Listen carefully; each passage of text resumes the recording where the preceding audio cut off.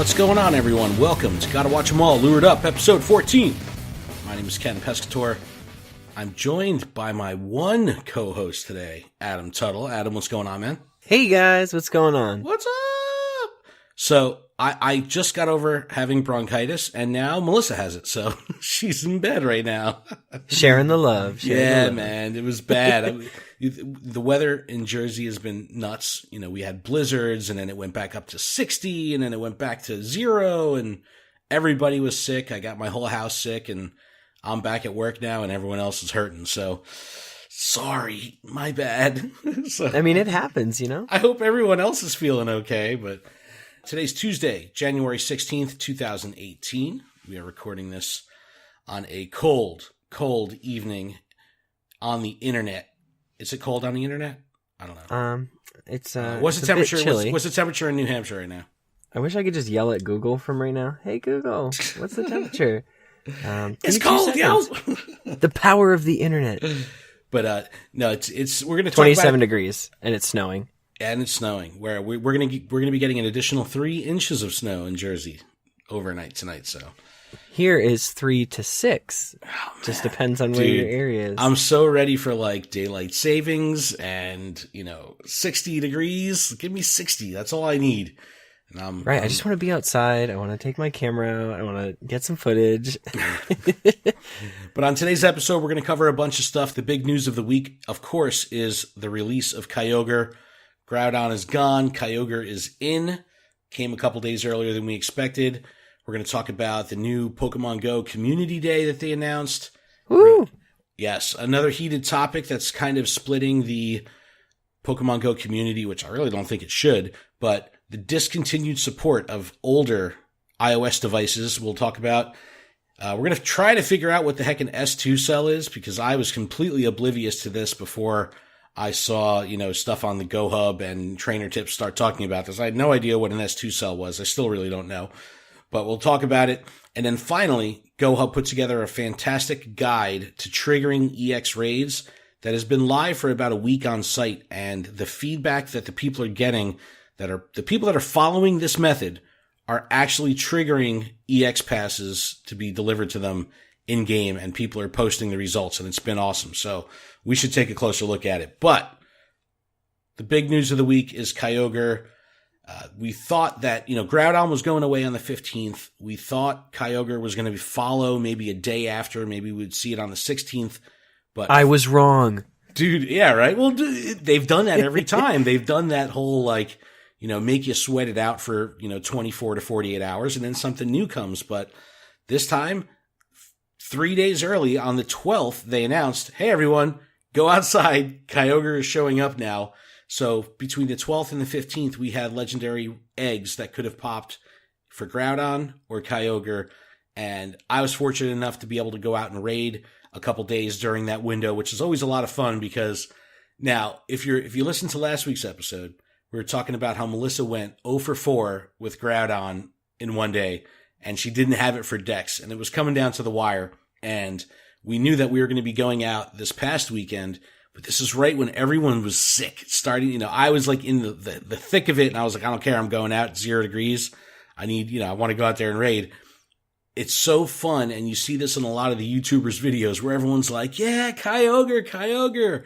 And then they go out there, the egg pops, and they're like, oh no, Groudon. I didn't care, man. I'm going to raid no matter what. But Adam, I always get concerned for you because you have such limited parties up there. How has it been? Did they kind of go after Groudon at the end, and were they excited about Kyogre in the beginning? Or? Only once. Only once did people, towards the end, it was, hey, can you help somebody get their first Groudon?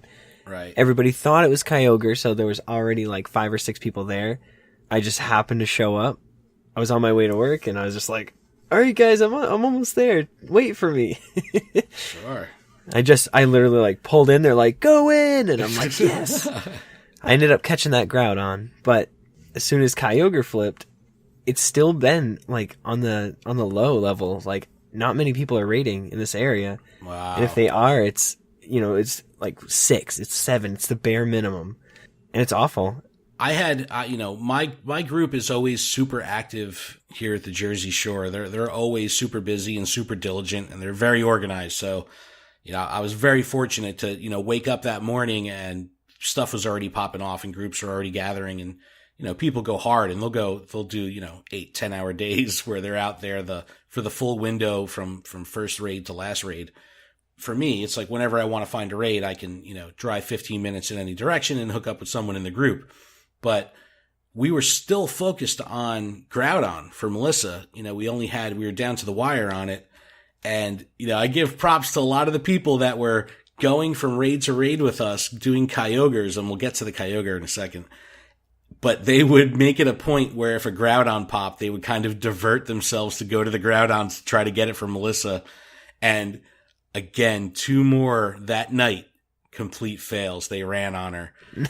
And then I wish she was here to tell the story. She'll have to talk about it again next week. But the following day, so it was the Sunday, it was the 14th. So she had one more day, but really the Sunday was the last day that she could actually do raiding, because of life and stuff on Monday. She went out and was able to get on the second ball, catch her Groudon, which actually I think ended up being like an 86% or something like that. So it was a decent one. Well, that's worth it. Right. It's worth the wait. Dude, she was so relieved. I was so relieved for it too. I was like, man, this could have been a very, very long morning. Yeah, just go home and celebrate. Boom, done. But Kyogre. So our first Kyogre that we encountered, if you have not gone up against Kyogre, and we're going to go into detail with our Battle Party segment of who to bring and moves and strategies and all that. But I'm talking the base level Kyogre experience. This has got to be the most difficult Pokemon to hit with a darn Pokeball that I've ever encountered in this game. I had so much trouble. Adam, have you seen a Kyogre? I have only seen 2. Man, that's crazy. And it's still a silhouette when I spot it. Wow. Because it has ran from me twice. GoHub put out saying that the distance, so I guess they have a tiered distance from, where the ball is, from where you would throw the ball, where Groudon was, they were calling it a level 7 or a 7 tier distance. This was a 6. So it was actually closer, but the hitbox, the actual circle, is way smaller. Now, Kyogre is also probably one of the most active Pokemon that I've seen as a raid boss as far as movement. So not just repetitive attacking, but it has a lot of side-to-side movement. It's got this weird, do the worm kind of body roll thing that it does in addition to its attack. So it has all these different movements. And I think in my first first raid, my capture screen, I think I started with 9 balls the first time. I think I threw at least 4, maybe even 5 balls completely away, whiff, airball style. Just completely missed. I could not get this thing down. And Melissa catches the Kyogre, her first attempt, first catch. Boom, she got it. Joshua got it. So they both had it. I completely choked, flubbed all the throws, and the first one ran on me. Now, I was like, whatever, we were in a little bit of a raid train, so it was all good. We're going to do a couple more. And then the second one we go to, now, this is probably, I think it was right towards the end of the night. I mean, it was dark. And it was cold. I think it was 3 or 4 degrees out. So we had a whole line of cars parked up. And I get to the capture screen, 23-28 Kyogre, 100%. 100%? Dude, I jump out of the car. I'm like, oh my God. Everyone's flipping out. And we had 15, 16 people with us. I was the only one that had seen 100% yet. First 3 balls, complete air balls, whiffed it completely. I'm losing my mind because I'm like, I'm not going to catch this thing because I can't hit it. And I had actually read a couple places and even in a couple YouTube videos where people were like, dude, just straight ball it. Just throw the thing straight, hope for the best. And I couldn't believe I was doing it. I felt like I was bowling granny style, not throwing a curveball. It felt so unnatural. So couple straight throws, the thing's breaking out. I have 2 balls remaining, right? I'm like, you know what? I got to curveball this thing. I got to curveball it. The strategy that I was trying was I would let the Kyogre go to the left of the screen and do a standard curveball as if I was trying to hit a Pokemon that's in the center of the screen. And then I would be able to kind of just nip it with the corner of my curveball. So I'm like, let me give this one more try. Golden Raz, curveball, breaks out. Last ball, I'm like, I got to straight throw this thing. I wait for it to attack. I do Prodigy's Nascent as best as I could. It's the worst throw ever. It barely hits the box, straight throw, no curveball, no hit bonus, and I captured it. 100% Kyogre in the decks. I was losing my absolute mind, man. Dude, But you caught it. I ran out in the cold. Like, I left my car door open. Everyone was like, close the door. Like, it was just so funny. I was just like going nuts, and I kind of like ran down the line of cars and was just like, yeah, 100%. You're like tapping, drumming on each window, like, I got it.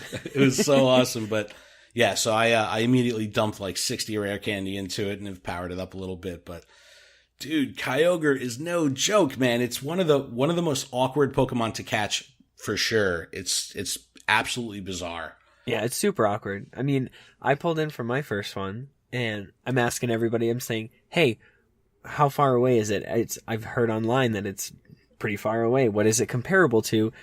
Nobody could give me a Pokemon. I'm like, are you kidding me?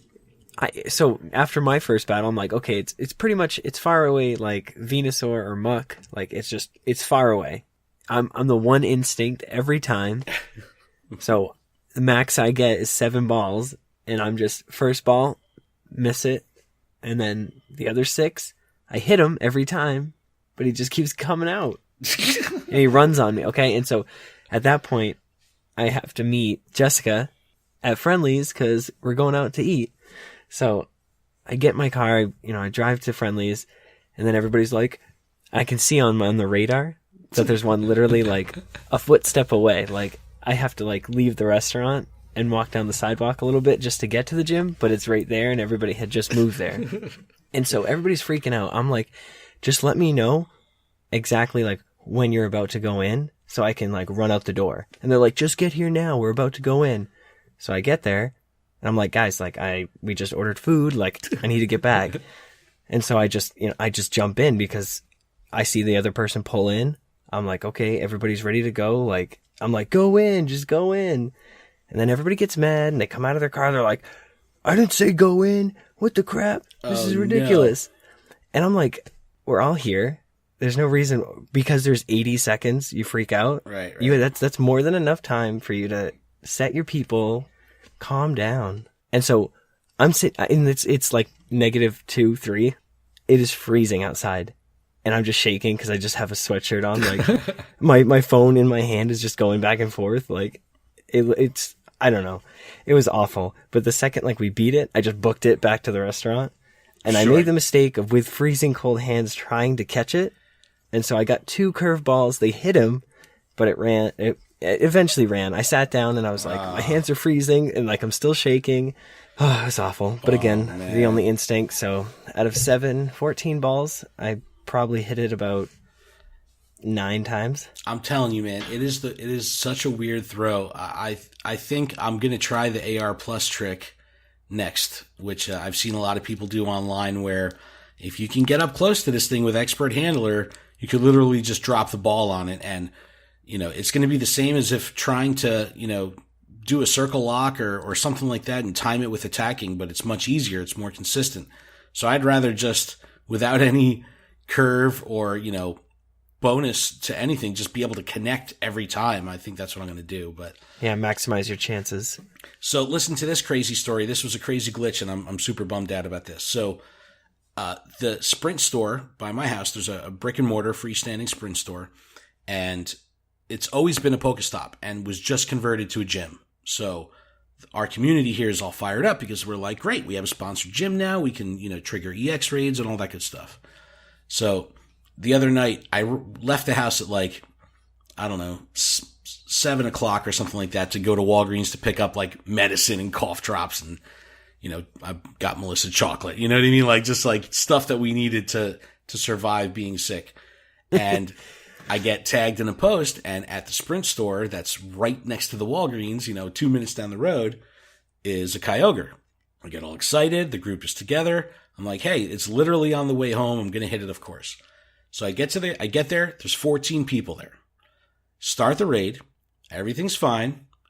Attacking. My team wipes, right? Which is always normal because I don't dodge. I go to rejoin, with the next squad, and the game crashes. So now I'm losing it. There's plenty of time on the raid. I go back, I open the game up again, get back into the raid, and I'm attacking. It says 14 people are there. I'm like, I'm golden. We're all good. And what I'm noticing is the timer is running out, and the Kyogre's health is not moving. So this thing is staying stuck at half health, 50% health. And we're all sitting in our cars because it's 0 degrees out. But I'm like looking back, and everyone's like celebrating, woohoo! When the time went up, and I'm like, what the heck just happened? So it tells me that I lost the raid. Like, sorry, you lost. And everyone else that was in the raid with me that was showing that they were on there were receiving the rewards and went to the capture screen. I got completely locked out. And when I go to join the raid again, it shows that my raid pass had been used. But when I go in, I'm in my own lobby again, as if I didn't just fight the raid. No. So I got completely locked out, completely burnt. Even when I go to my Pokedex, it still says I've only, that would have been my 5th Kyogre raid. It still only says that I did 4. So it didn't even register that I saw an additional one. It was just the weirdest thing. So that Kyogre trolled you. Dude, I was so mad because I was like, this is great. I get to do a legendary raid at a sponsored gym. I'm going to get my Mewtwo, all that stuff. And then I got totally burned on it. But I had never heard of that, anyone having a glitch similar to that. So I should put that on Reddit. See if that gets any traction, if that's happened to anyone, or at least message it to Niantic support on Twitter. But I was fuming, man. And it was just like, I'm trying to do all this in the same amount of time it would just take me to run to Walgreens to like pick up a prescription. And, I was just super bitter. But that was a very, very weird glitch that hopefully none of you will ever have to deal with. All right, well, let's talk about the nuts and bolts of Kyogre here. So Kyogre now is officially the strongest water attacker in the game. It only has Waterfall as a fast move. 3 charge moves that it can have are Hydro Pump, Blizzard, and Thunder. The one to look out for is Blizzard. It wrecks shop. It's just super high damage output. And if you're going to be using, it's weak to Grass and Electric. So those are going to be your best counters. And we'll go into the counters with our Battle Party segment. But it makes a big difference what's going on with the weather.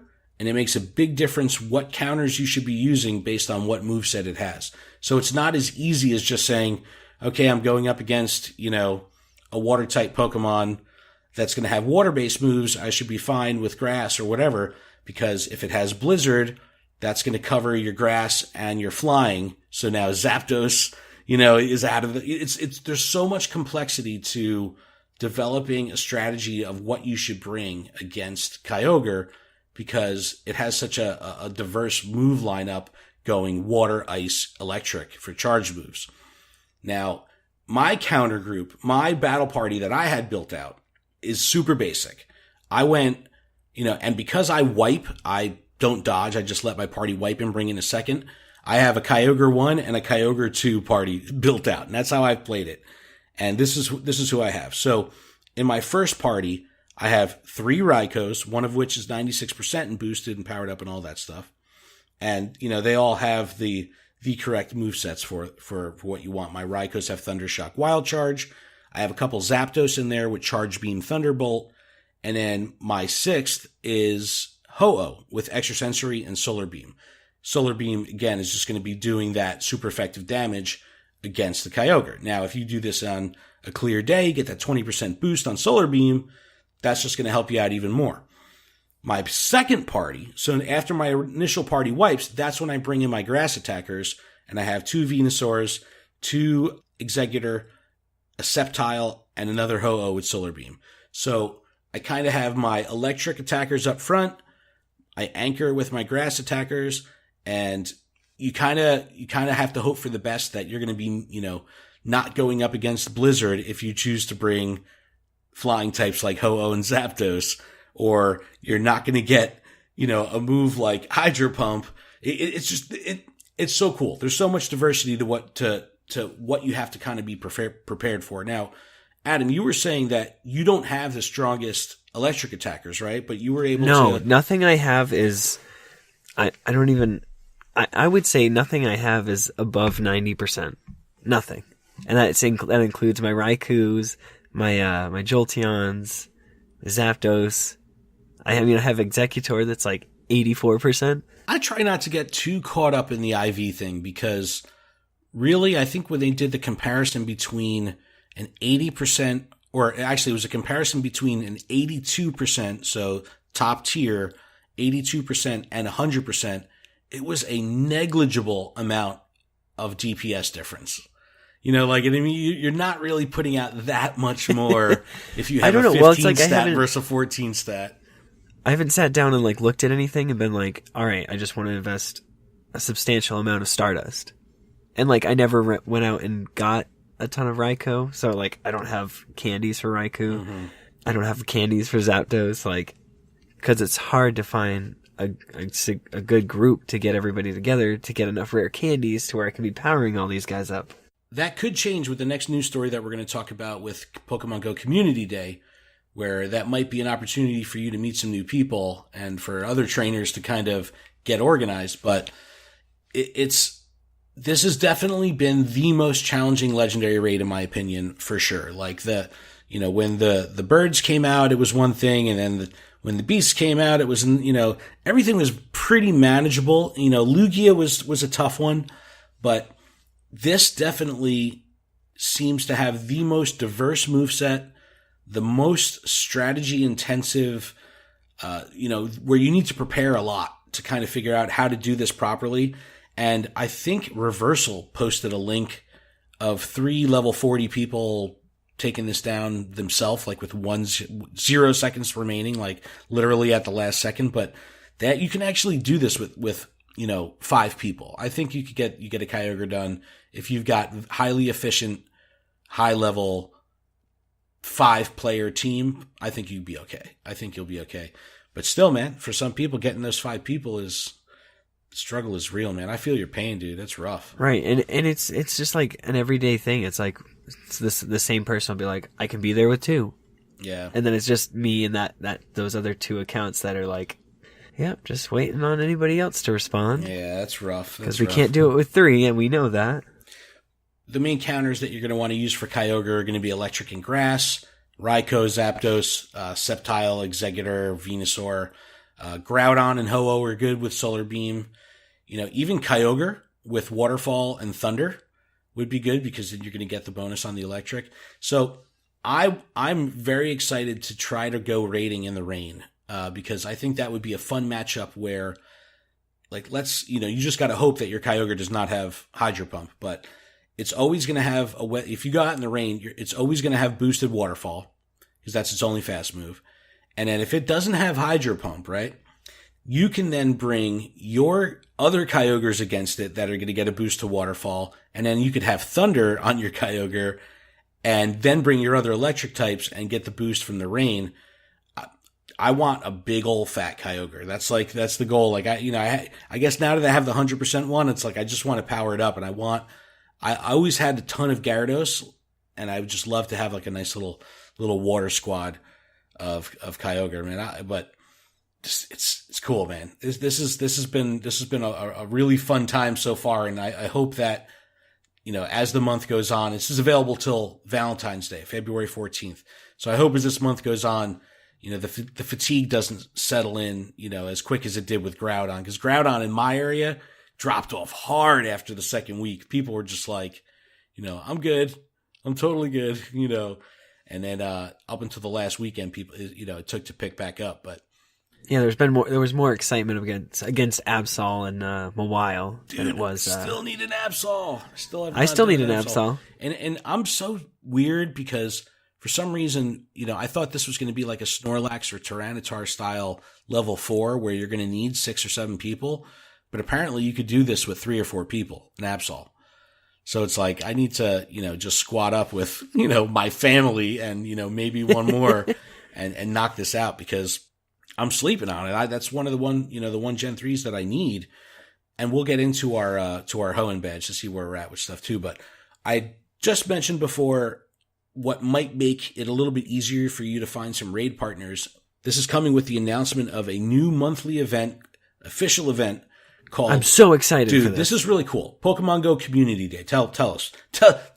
Share with the world how awesome this day is going to be. This is really cool. I think this is going to be something that will have some legs and we'll see continue, on a monthly basis, like going forward indefinitely. Yeah, so it's going to be once a month, and this month it's the 20th. It's going to be a focus on one Pokemon with an exclusive move, and this event is going to have Pikachu with the quick move Surf. And I don't care what the haters say, I'm excited for this because I got nostalgic feels for Pikachu with Surf. People are like, Pikachu again? It's like, dude, this, you don't understand. Surf is like, this is so cool. This is yellow version. This is so cool. And then we're going to get double experience. Can't go wrong there.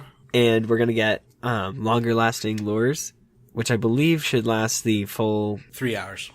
Okay. So the event is only 3 hours long. So I'll put the link in the description, but they're not doing it like last time where when they had a timed event, they kind of did not take time zones into consideration. So some people were having the event in the afternoon, some were having it at night.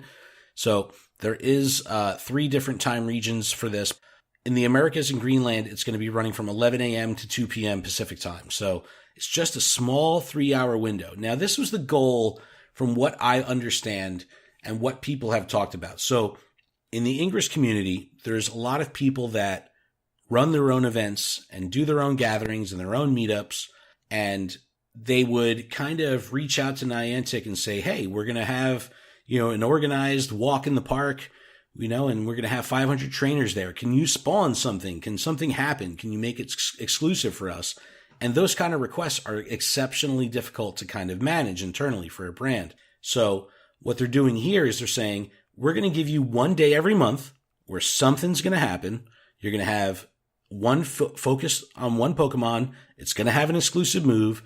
You're going to have some kind of bonus, either Stardust or XP. You're going to have extended lures. We're going to give you the date a month ahead of time. Plan your events on that day.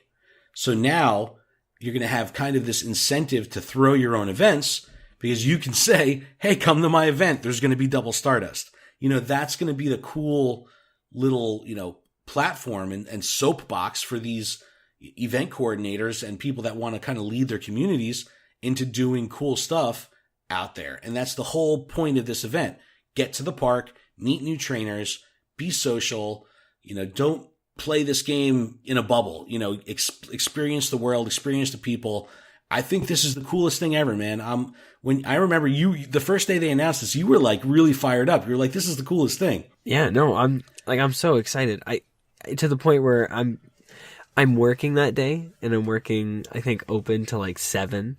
Just something where I'm just locked out. I'm blocked out. So I don't care. I'm going to be like, listen, I need an hour. I'm taking an hour lunch. Nice. And I'm getting out to the park, which is across the bridge, and I'm going to check it out. Hopefully people are there. I mean, I'll try to get on a local chat and see if I can set something up, but I'm so psyched for this. Yeah, I'm also working, but I think I might have a air quote conference call to take during that window. And I might have to, meet an associate at Starbucks or something like that. But yeah, no, I'm hoping that the Pikachu spawns are pretty significant. So even if you can't actually make it out, and you're just kind of running errands or doing your thing, you'll be able to have the event Pokemon because it's just something cool to have. And I wonder if you use a TM on a standard Pikachu during the event, if it'll trigger Surf. Because with Present, over the holiday event, you could take one of your standard Pichus or Pikachus and just give it a TM and it would get Present. So someone's got to experiment. Let us know. If you have a TM to burn, you use it and let us know if it comes back with Surf, which would be pretty cool if it does. I'm excited for this. I think this is really cool. It's going to be interesting to see how this goes forward and what other types of Pokemon they feature. Like, are they just going to do next month will be Eevee? You know what I mean? Like, is it going to be something different where they'll feature less prominent Pokemon or Pokemon that are more rare or, some of these holdout Pokemon, or even like something like Slackoth or a 10K egg caliber Pokemon. I don't know. I think it'd be cool. Larvitar where it would doesn't be awesome. know yawn, and it knows like an actual like fast move, so it gives you a reason to have to like, get that one. You have 3 hours, you need it. Yeah, I think this is a cool idea. They have a lot of success with stuff like this in Ingress, so I'm very confident that this is a move in the right direction. And you know, Definitely. anytime we have real community involvement between Niantic and the people on the streets, that's a good thing. Next story. This one split the community once again. Pokemon Go to discontinue support on Apple devices that are not capable of upgrading to iOS 11. I read this and my heart dropped because it said the iPhone 5 and the 5C, and I didn't realize that it did not include the 5S. And I was like, oh my god, I need to get a new phone already? Like, are you kidding me? Yeah, the 5S is the cutoff. So 5S is capable of upgrading to iOS 11, just like what you're running now, Adam. But iOS devices prior to 5S, so that isn't the 5, the 5C, and also iPads that were bought in 2012 and 13. So this is going to be iPad 2s, iPad 3s, and I think even some of the first run of iPad 4. If that's even such a thing, but any of these devices that can't upgrade to iOS 11, they're going to discontinue support. Now, this is going to be a very small segment of the player base. Now, when your player base is still 60 million strong, even a small segment is going to have a lot of zeros attached to it. You know, there's still a lot of players. Yep. But again, just because the internet and, you know, Melissa's sick, but she's in the other room. I'm sure she's yelling her fist into the sky right now, just being the internet. But people get upset about this, even if they have a bleeding edge current device. They're just mad. You know what I mean? Like, they're just like, this is something to be outraged over. Like, how dare they? And meanwhile, they're reading the article on their iPhone 10. It's like, dude, come on. You know, so I think this really affects a very, very small segment of the player base. I know there was one of the other Pokemon Go podcasts. I think one of the hosts on that podcast has an iPhone 5. So he's locked out of the game, and this is a dude that covers the game. So, you know, it definitely is putting, you know, some people in a pretty peculiar situation where they need to, you know, upgrade or else. But, you know, I'm kind of okay with this. It doesn't bother me at all. I think it is necessary to move forward with the game. And if you look at it like any other platform, you know, the software can only be as good as the hardware. So yeah, it's like an Xbox. If you don't have an Xbox One now, kind of SOL. You're like, you mean I can't play, you know, like the most current game on my, you know, Intellivision system or something? No, it's like, but I understand how frustrating that could be. And, you know, it's weird that this comes shortly after the announcement of AR Plus. So it's like, here we go, iOS hype, all this stuff. And then they kind of draw back a little bit and be like, all right, but we need to backpedal a little and take away support on these older devices. But I'm all for it. You know, if this affects any of our listeners or anything like that, dude, it's a total bummer. I understand, but, you know, unfortunately, the show must go on, and they've got to keep plowing forward. Yeah, if that said 5S, I'd be sitting here like shaking my head. Like, those would be fighting words. Yeah, I'm so sad right now. Oh man, yeah, but it's, you know, this is like first world problems here. I'm like, you know, I have a 6S Plus. It's like, damn, I need a new device. I need to get a 10. You know, I'm craving a new device so bad. It's just one of those. You send me that one. Take my 5S. Trade this in. Yo, let's do it, man. Let's figure this out. Let's figure this out. All right, figuring things out this next story has made my head hurt really bad. And yeah, I tried to figure it out. I can't. Okay, so S2 cells. What the heck is an S2 cell? Why does it matter? Why do we care? I'm going to break it down to you in the most layman's terms possible because I don't even clearly understand this. But what an S2 cell is, this was developed by a Google engineer where he figured out a way to map out, no pun intended, a three-dimensional object like a sphere, like the globe, like the Earth, and be able to create these geometrical patterns that are, you know, equidistant to each other and break them down into different sizes. He figured out a way to take that 3D model and put it onto a 2D plane. And by breaking up these things into this geographic grid, which he's called S2 cells, he's able to do that without having any distortion or stretching of that 3D image surface. So this is what makes a flat map have the same distance, just equate in distance to each other. So these S2 cells are of all different sizes, where you can have one that might cover the size of a state versus one that's going to go all the way down to, a couple yards. So there's varying sizes of these S2 cells. And the GoHub team did a significant amount of research of how S2 cells influence the locations of different things in game, like Pokestops and gyms and spawn points, and ultimately EX raids. So there's so much research that has gone on about how EX raids happen, where do they happen, where can we look to them to be triggered. And you got to read this article because it'll blow your mind how detailed this is and how much research is actually put into this. So they have a whole bunch of different explanations of all these different sized cells. Now, like level 12 cell, this is used as in the EX raid system distribution. Level 10 cells, those used to control weather conditions. Level 17, this is where, Ingress portals will be imported to Pokemon Go. Like all these different things that they were able to figure out, and ultimately watch the trainer tips video that breaks it down even further. Now, I'm a visual guy. I'm a visual learner. So when I'm reading this article on GoHub, I'm like baffled. Like I'm just completely out of my element. And what trainer tips does is takes a map, puts an S2 grid overlay over it, and explains how the different points influence the different things in game. That's how I recommend trying to digest this. I don't know if you had a chance to watch that video, Adam, but this is such a complex thing, but it has everything to do with the mechanics of the game. And this was all running at all times in the background, and no one knew anything about this until just recently. So it blew my mind when I figured all this stuff out. It just blew me away. Like I don't even know what to say. It's just like, I don't understand it. Hopefully I can look into it a little bit. It was so funny. Dude, I'm watching the video with Melissa, right? And Melissa, like when Trainer Tips starts busting out like spreadsheets and grids and, numbers and calculations, Melissa just like starts yelling nerd at the screen, you know what I mean? Just laughing.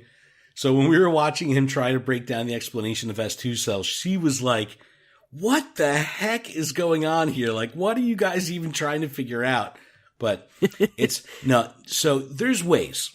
Ultimately, from a mad scientist perspective, there's a way that you could go into OpenStreetMap, put an S2 overlay on it, determine what areas of what parts of mapped regions have their own S2 cells, and how Pokemon Go could determine whether they're going to be importing a portal into a gym or stop from Ingress, whether there could be potential for an EX raid to be triggered, all this crazy stuff that's there, that's public. It's, open source. So you can actually look at this stuff, and it's almost like reading the matrix of Pokemon Go, because you can then have this grid overlaid on the map and say, I know that in this one S2 cell, whatever size it might be, size 12, there's only going to be one gym in this S2 cell. There could be 10 gyms in there, but only one of them at any given time is going to have an EX raid.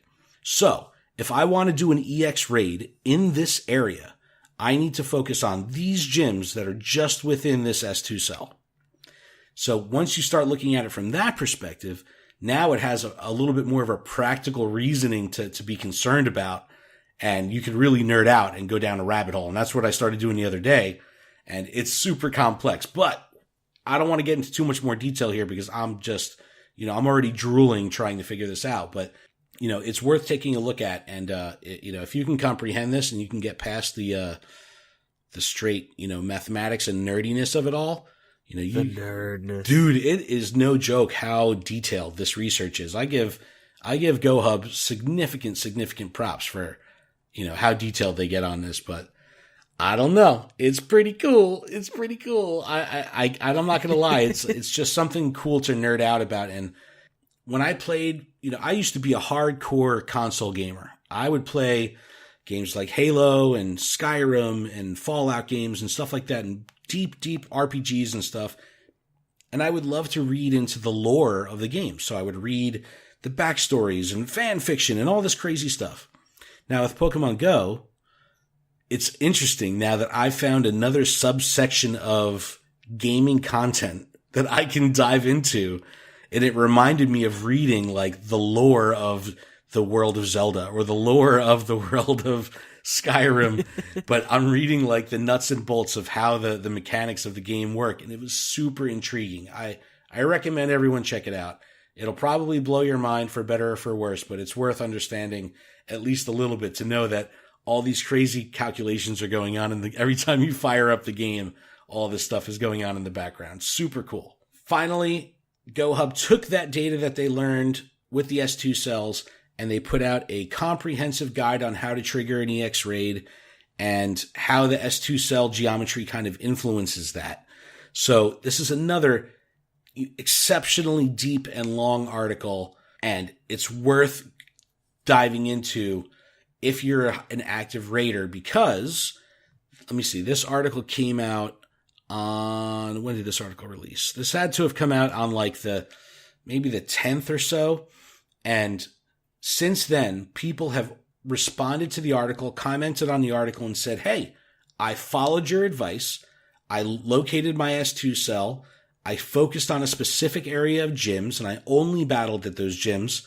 I've done 300 raids previously with no EX passes, and I did 1 week of focused, concentrated raiding using your strategy, and now I have an EX pass. So people are seeing results, and they're triggering these EX raids. I got to get down on this, man. This is really cool. Yeah, the results don't lie. The results do not lie. So this is the reason to get into understanding the S2 cells, because people are, posting left and right, like, this doesn't, I didn't think this could possibly work. And then all of a sudden, there's like this whole ranking system in the back end of the game that tells you get these like eligibility points. It's very, very complex, where doing a specific raid with a certain amount of players is going to grant you a certain amount of raid eligibility points. And if you learn how to focus in on getting a good party together with a good amount of participants, that's going to give you a higher raid eligibility score, which is going to be higher likely and more chances for an EX raid to trigger. It is crazy. I had no idea that there was, all these hamsters on wheels kind of running in the background of the game. It's super cool. And it just started raining in my game, which is good because I need some mud kips. Let's check in on our Hoenn badge here. Where Hold on. It started snowing in my game just now. There's no Delibirds. Kind of upset. Dude, I haven't seen Delibird since the event, man. I haven't either, and it's bothering me. Wow, I haven't even thought of that. It's been snowing, and I've been out. Nothing. Not too pleased. That's right. I have 255. Even one more would be excellent. I still haven't deleted any. How do you have that much room? I don't. I have 1,432 Pokemon right now. 255 Delibirds. All right, so where are you at with the Hoenn badge? You mean I have to look at that? Yeah. I was just in the game. Have you done any of evolutions yet? No, but I did find a Delcatty, nice. And I hatched a Sharpedo. I caught the Survivor. I found a Phoebus, which is super random. Yeah, I found it was just like, there's this one area. You probably hatched the Carvana. Yes, I hatched the Carvana. Because I know Phoebus. I got the silver. I need Phoebus. It did happen. Yeah, and I'm like, do I walk with it? Do I not? And I'm like, nah, I don't care. Well, yeah. The one thing with Phoebus is when you walk with it, the one that you walk is the one that you need to evolve. So, you might want to. It might be one of those holdouts. You might want to wait for a good one. Right, and that's why I'm just like, it doesn't bother me because it's awful IV, so I don't care. At the moment, I'm sitting at 42. Nice. So you could probably get that up to 46, 47 if you did some evolutions. Yes. I'd say about 50. Because I haven't evolved Mudkip, Trico, or Torchic. Wow. I haven't evolved Mudkip because I don't see Mudkip ever. I think I'm only up to about 60 or 65 candy for Mudkip. So that's definitely my longest new starter to evolve. I already have Blaziken. I've lucked out on the beautiful days that we had. Like, we had a really good day, and I caught tons of Torchic, and then the next day it was, like, rainy, and I got tons of Mudkip. Oh. And then the next day it was sunny, and so I got tons of Trico. So I was kind of being the internet the other day after watching a Trainer Tips video where he went out in the rain and there was Lotads everywhere, and he's like, yeah, this thing's like, now that it's raining, it's, these things are spawning everywhere. So it rained in Jersey for like 3 days straight, and I didn't see any Lotads. I was like, this is not right. They're playing me out. And then, Lotad was the other one I got. You got, oh, sweet. I saw it on the radar, and I'm like, I'm late for work. No, I don't care. There's no, it's a Lotad. I know how rare they are. No, I'm not. I don't even care. I'm not playing around. I was like, Ultra Ball, Golden Res, catching you. I don't care. Yeah, I ended up catching one at the supermarket, and I think I had just texted you, or I just texted Melissa, like, where the heck are the Lotad? And then, like, 5 minutes later, one spawned, and I was like, this is, Big Brother is watching. John Henke is watching Big Brother style. It's like, someone give this guy a Lotad. And it just appeared at the supermarket. I was very excited. But I'm sitting at 61 right now, and I can evolve into a Slacking, but I do not have a good Vigoroth. So I'm holding off on that. And I don't even have Vigoroth. Yeah, I caught one in the wild, so I got lucky there. What? And then I've been walking my Slackoth.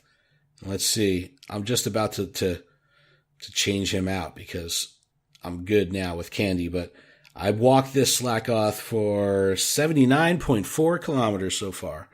So he's about to switch over to Whalmer, I think, or maybe I should put Lotad. Either one. I guess the Whalmers will come over time. Yeah, I'm still rocking Chansey. I'm at 228.1 kilometers with Chansey.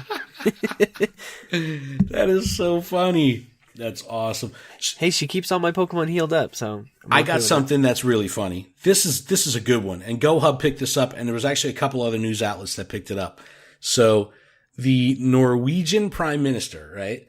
This lady has been known to talk about Pokemon Go in the past in Norwegian press because she's a fan of Pokemon and in the game.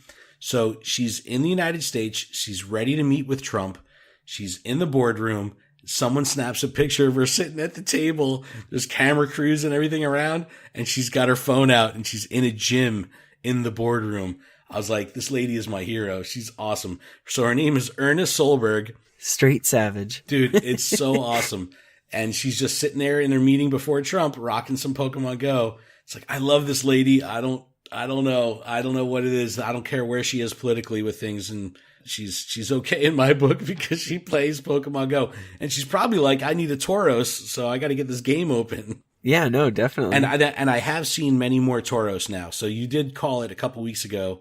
You were saying that Tauros was showing up when they did the Viper switch. And I have seen a couple more Tauros out there, which is cool. Yeah, no, I keep catching them. Even today, there's tons of them out. Huge weather boosted ones of 2033 and 2016. No 100%, so. One thing we like to do on the show here is give our listeners a shout out if they leave us a review in iTunes.